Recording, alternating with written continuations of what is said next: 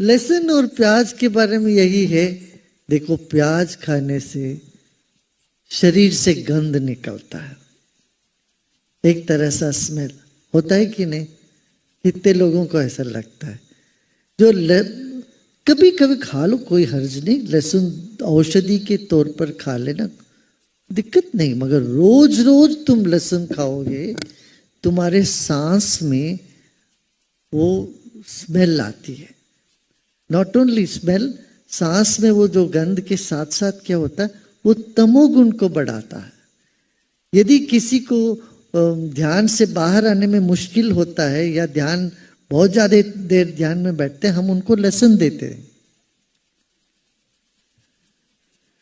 कोई बहुत ज्यादा शक्ति ज्यादा बढ़ जाता है किसी को, हम कहते सीधा उनको ले जाओ कहीं दूसरे, कहीं होटल में प्याज लहसुन खूब खिला दो उनको, तो नॉर्मल हो।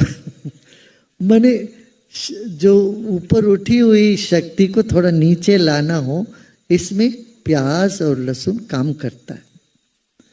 अच्छा, यदि तुम अच्छे ध्यानी हो और तुम थोड़ा प्याज खा लोगे, तुम्हारा कोई ऐसे नीचे नहीं आ जाएगा। मगर शुरू शुरू में साधक के लिए आवश्यक है, रोज रोज प्याज खाते जाओगे तो सच में आपको ज्यादा टाइम लगे। क्यों? आलसी, थोड़ा सा वो डलनेस, डाउननेस, और ध्यान में बैठोगे तो नींद आ जाती है, ये काम होता है।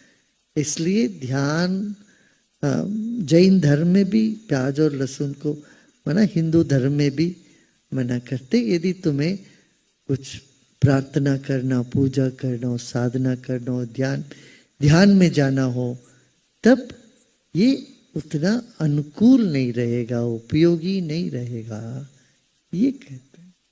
और ये सच है, आपने यहाँ देखा, किसी किसी को बहुत ज्यादा एनर्जी चढ़ गई, इस दुनिया से उनका अटेंशन कट गया, मान लो, प्याज लहसुन खिलाते हैं।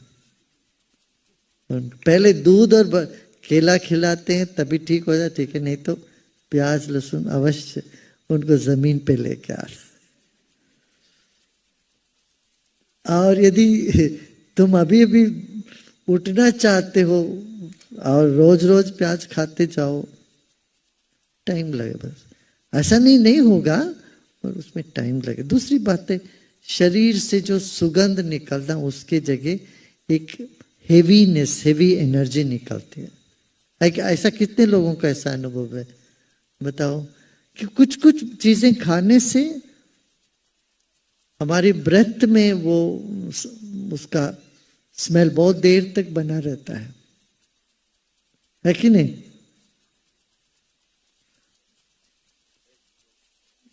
कोई मुझे कॉन्फिडेंस नहीं दे रहा हो वैसे।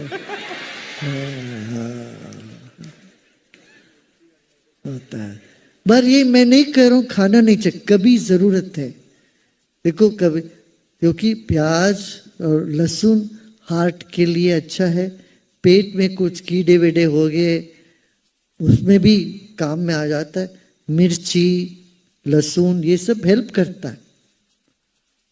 तो मैं ये नहीं कह रहा हूं तुम कभी खाना ही नहीं है, खाओ, मत जितना कम खाओ, और रोज रोज नहीं, it's not an every day. समझ में आई नहीं बात? हाँ।